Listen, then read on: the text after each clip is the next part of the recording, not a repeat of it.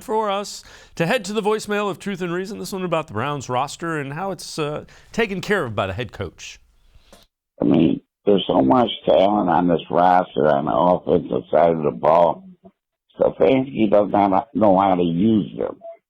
I mean, his ego was so big, it's just like my way or the highway. You know, he could have done a lot better with Baker, but he left him hanging out to dry injured.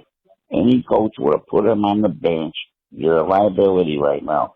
So sit there. I don't care who cleared him to play. The coach should make. Why did he bring Case Keenum with him?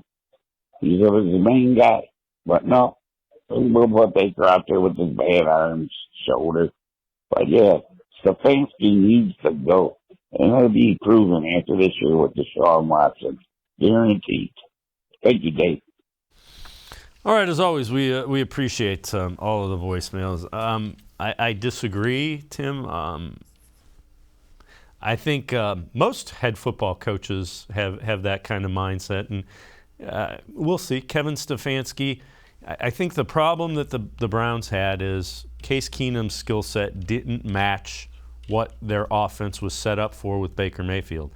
And I think that's the reason that you saw Deshaun Watson, Jacoby Brissett, Joshua Dobbs.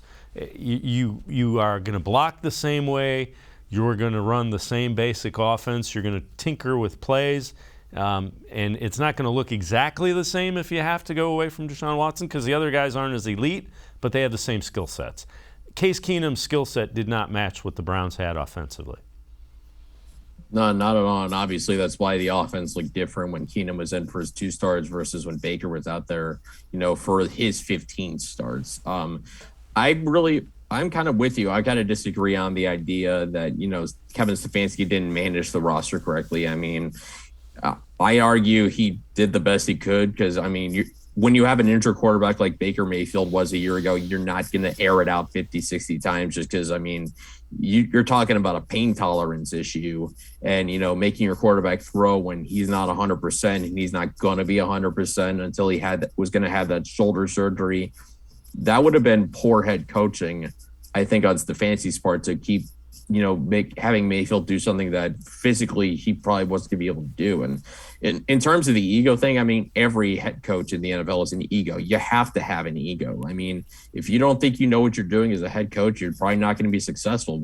His is more toned down, I think, than some other coaches you see. I think Stefanski has obviously been much more cerebral. And I think what you've seen through his 2 seasons, he's really tried to adjust his offense to what he has on the roster. Obviously, with, like you said, more mobile quarterbacks. All 3 quarterbacks the Browns have now are mobile. They can play very similar games.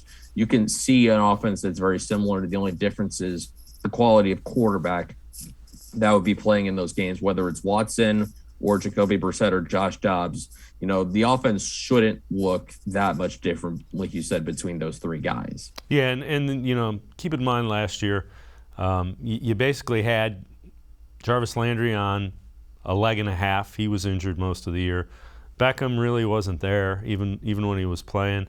So really, Donovan Peoples-Jones was your number 1 receiver, and he's probably more built to be a 3 on a really good team. So there's a number of factors. There's plenty of blame to go around for what happened last year, and let's see how that plays out.